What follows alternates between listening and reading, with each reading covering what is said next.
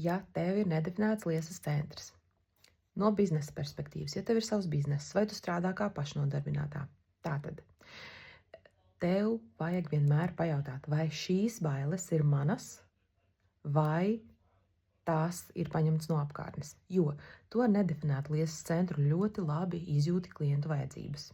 Vienkārši fantastiski. Tāpat laikā, ja tev ilgu laiku nav ienākuši jauni klienti, un tev pēkšņi ir atkal kaut kāda sadarbība ar to pašu klientu, kas jau tev ir bijis, bet viņš tev līdz galam nav apmierinājis, ja, vienā vai citā veidā.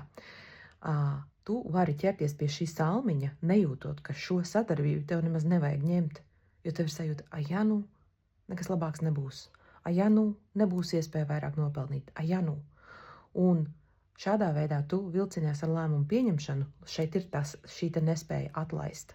Svarīgi tiešām ir izvēlēties sev pareizo vidi, pareizos cilvēkus, jo tu viņus sajūti ļoti labi, bet tu sev netici. Tas nenozīmē, ka tev pilnībā nav intuīcijas. Tev viņa ir, bet tev viņa nav visu laiku. Līdz ar to tu viņai līdz galam netici. Un īpaši, ja tirgū ir bailes, ja apkārt tev ir bailes, tad tu paņem tās bailes uz sevi un tu vairs nespēji pieņemt lēmumus. Tad tev arī būs šāda situācija, kad, ja nu šis ir man vienīgais klients, ja nu vairāk man klientu nebūs. Un tu paņemsi to pašu briesmīgo klientu, kurš tev nemaksā pietiekami, kuru jau sen tev vajadzēja pateikt, paldies, nē, tu vienalga viņu paņem un tu ciet, ejot tam cauri, jo tu esi pieradusi to darīt.